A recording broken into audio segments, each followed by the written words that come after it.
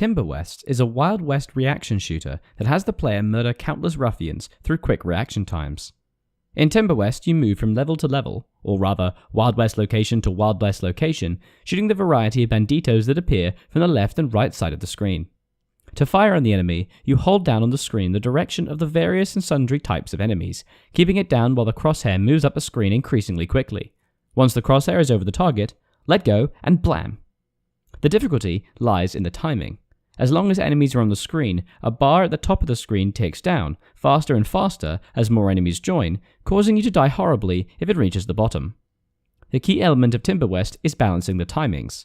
The pace feels increasingly intense as the levels progress, as enemies come more frequently. The panic with timings can border on frustration at times, but the fact that the bar that signifies your impending death resets every time you kill an enemy means that it's very easy to go back to a state of calm and prepare your next shot. Timber West seeks to heighten your sense of tension by including opportunities for you to earn even more gold by risking your life.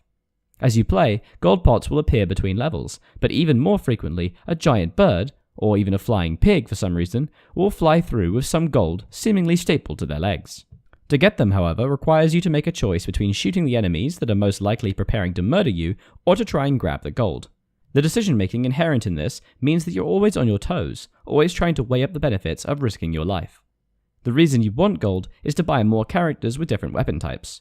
The only way to progress through the higher levels is to get these characters, as they afford you multiple targeting reticules and increased firepower. This means you're able to take down the hugely increasing multitudes of enemies, each with their own weapon types. The costs of the new characters, however, are far too high. It takes so many failures progressing through the same first few levels to be able to afford new characters, only to be able to progress a tiny bit more so as to afford more characters, creating a continuous cycle of irritation that leaves a bitter taste in the player's mouth.